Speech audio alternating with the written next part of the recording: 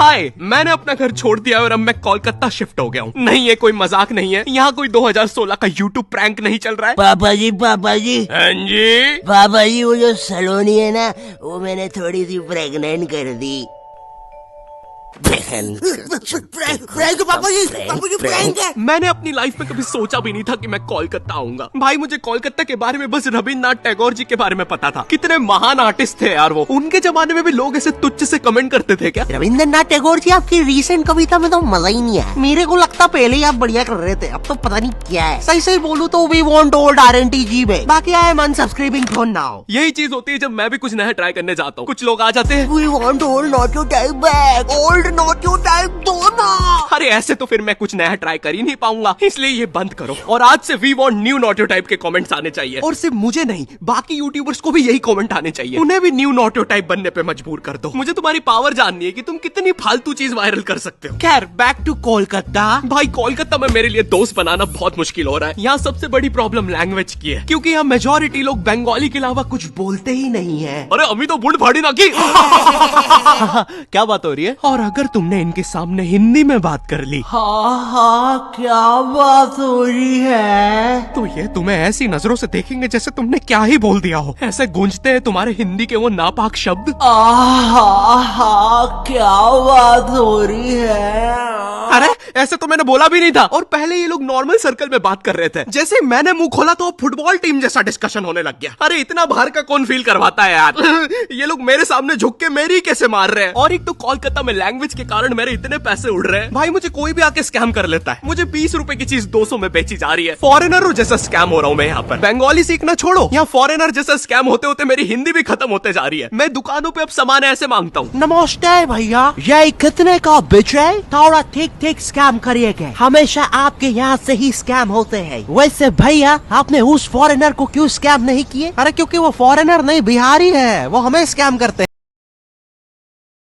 हैं। और एक तो मैं जब से कोलकाता आया हूँ, मुझे पता नहीं क्यों मेरे मध्य प्रदेश के दोस्त कॉल करके अजीब अजीब सी चीजें बताते रहते हैं। ओ भाई, तेरे को पता है अपने सन्नी की बहन विकास के साथ भाग गई? हाँ, क्या? अरे लेकिन अपने सन्नी ने दोनों को ढूंढ के पलटा दिया रातों रात। जेल में अभी सन्नी। ले बात कर। एक सेकंड, जेल? ए कोलकाता है मजे, नहीं तो हमको देखो ये जेल में मिक्सचर नमकीन खा रहे रोटी के साथ। ले रहे ये मिक्सचर भी एक्सपायरी करनी है, इतनी खाना इज्जत ही नहीं भाई की। और तू देखना रे बाबा, कोलकाता में बालों से जादू हो जाते, नहीं तो अपने चाचा जी लंगड़े हो गए थे। लेकिन अपने चाचा जी की तो बाल ही नहीं थे। अरे तो झाट उखाड़ लियो कि मेरे को क्या पता रे, भूख लग रही इधर की जगह। ला रे वो करनी है एक्सपायरी मिक्सचर, खा पी के खत्म करूँ। और भाई, कोलकाता का मौसम, यहाँ इतनी सी बारिश होती नहीं है, पूरा कोलकाता डूब जाता है। और फिर उस डूबे हुए कोलकाता में करंट भी फैल जाता है। न्यूज में आ रहा है पानी में करंट फैल जाने के कारण हुई 25 मौतें। मुझे लगा 25 लोग मर गए। फिर मैंने नाव से जाके देखा तो पता चला मरा एक ही बंदा था। वो बस बार बार पानी में झटका खा के जिंदा हो जा रहा था। तो टेक्निकली वो एक ही बंदे की 25 मौतें हुई है। और भाई, कोलकाता में एक तो इतनी पतली पतली गलियां है। यहाँ मैं लड़ाई जीतने के बाद भी पतली गली से निकल के आता हूँ। एक तो जो मुझसे हारा है वो साला मेन रोड पे रहता है, तो अब वो वहाँ चौड़ा हो रहा है।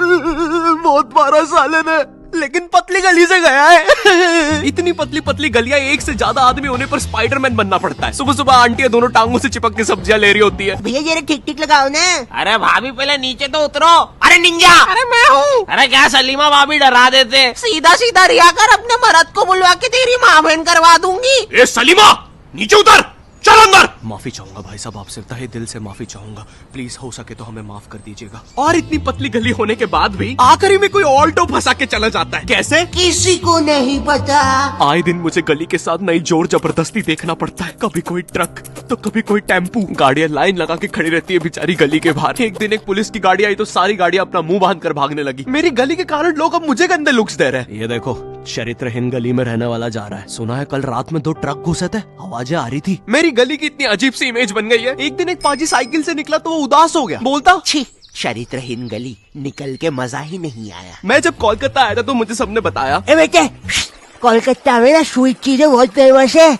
गुप्त रोग की दवा देगा? तो मैंने सोचा कोलकाता आया हूँ, ट्राई करने में क्या दिक्कत है। और गुप्त रोग की दवा नहीं दादी, स्वीट्स ट्राई कर देते। स्वीट? तो मैं स्वीट ट्राई करने एक दुकान पे गया और उनके मेन्यू में पता है क्या था? चाय में रसगुल्ला, बेक्ड रसगुल्ला, गरम रसगुल्ला। मैं रसगुल्ला खाने आया हूँ, मुझे बेक रसगुल्ला मिल रहा है। अरे ये रसगुल्ला थोड़ी ना है, ये तो बस गुल्ला है। और यहाँ पर पानी पूरी का भी बुरा हाल है। बाय द वे यहाँ पे पानी पूरी को लोग फुचका कहते हैं। ये रहा दादा, हमारा थम्स अप पुचका खाओगे? थम्स अप पुचका, ये सुन के मुझे इतना गुस्सा आया, मैंने अपना थम्स डाउन करके भैया के पुचके में घुसा दिया। अरे दादा, टिप बाद में दे देते। कोलकाता आने से पहले मैं काफी ज्यादा एक्साइटेड था कि यहाँ तो मस्त घूमूंगा, टूरिस्ट वाले एक्सपीरियंस लूंगा। लेकिन यहाँ जो मेरे साथ किस्से हो रहे हैं वो मैंने लाइफ में कभी इमेजिन ही नहीं किए थे। एक बार मैं लोकल ट्रेन से जा रहा था, मुझे बस नेक्स्ट स्टेशन ही उतरना था, तो मैं ट्रेन में चढ़ गया। अच्छा सॉरी, चढ़ा दिया गया। क्योंकि भाई यहाँ की लोकल ट्रेन की भीड़ में जितना एक्सप्लेन करूँ उतना कम है। एक बार एक बंदा भीड़ से बचने के लिए ट्रेन के नीचे कूद गया। हाँ, उसे वहाँ कम चोटें आई। इतनी भसड़ होती है, तुम्हें चूज करना पड़ता है कि आज किस अंकल के अंडर आर्म सूंघते हुए जाना है। मुझे ढूंढना पड़ता है कि आज किस अंकल ने सबसे कम मेहनत करी, और जिस दिन कोई बेरोजगार मिल जाए। मैं जॉबलेस हूँ, मुझे कोई पसंद नहीं करता। अरे नहीं नहीं भाई, आई लव यू। जरा उस मेहनती बुड्ढे को देखो, साला दिन रात मेहनत करके अपनी फैमिली को पाल रहा है। हट बुड्ढे, नीच। और इतने भसड़ और पसीने के बीच में भी ट्रेन में एक केटीएम कपल होता है जिसे रोमांस सूझ रहा है। वो बंदा ऐसे खड़ा हुआ है गेट के पास अपनी बंदी को लेके कि कोई पास ना आ जाए। बगल वाले अंकलों को बस उतना पार्ट छोड़ के सब चिपका हुआ है बंदी से। इसे लगता है ये ऐसे करके 80 लोगों की भीड़ रोक लेगा। किस कर ले, कर लो, पक्का कर ले, कर लो, बहुत जम से कर देंगे। अबे देख क्या रहा है? सॉरी भाई, भीड़ में सेटिंग ही ऐसी हो रखी है, रुको। एक तो स्टेशन पे तुम्हें इतने भिन्न भिन्न प्रकार के लोग मिलते हैं। कुछ अंकल इतने स्किलफुल होते हैं, वो ट्रेन रुकने से पहले ही चढ़ जाते हैं, सटाक से गायब हो जाएंगे तुम्हारे साइड से।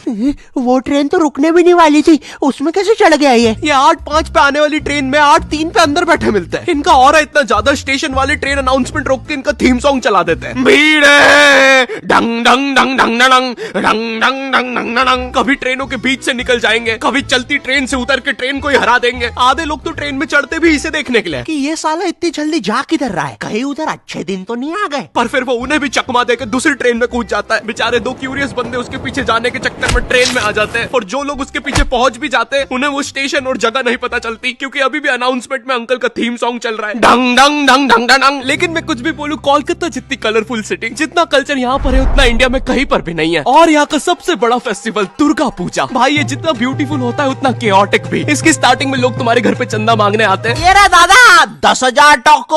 और नहीं दो तो ईश्वर के लिए ऐसा करोगे? एक तो ये चंदे वालों का ब्लैकमेल हर जगह सेम ही होता है। मैं जब मध्य प्रदेश में रहता था तब भी वहाँ पे रावण बनाने के लिए ऐसे ही करते थे। नहीं दोगे 51 रुपए तो फिर कैसे चलेगा हमारा ये बेचारा रावण। लोग कहते हैं रावण में अहंकार था, हमारे वाले की आंखों में शर्म है। 10 के 10 सर झुक गए भाई। तुमने वार्ड नंबर 17 का रावण देखा है? देख के लगता है उसकी लंका होगी, और हमारा वाला ऐसा लगता है इसकी लंका किसी ने लगा दी होगी। लग रहा कूटा है भाई इसको तो। देखो भाई प्लीज 51 रुपए दे दो। वो वार्ड नंबर 17 वाले हमारा रावण ले जाने बोल रहे हमारे रावण को तीर बना के छोड़ेंगे उनके रावण पे। यहाँ पर दुर्गा पूजा के दिन पंडाल कॉम्पिटिशंस भी होते हैं, और जो भी पंडाल कॉम्पिटिशन में जीतता है उन्हें पता है ग्रैंड मास्टर का ग्रैंड सल्यूट मिलता है।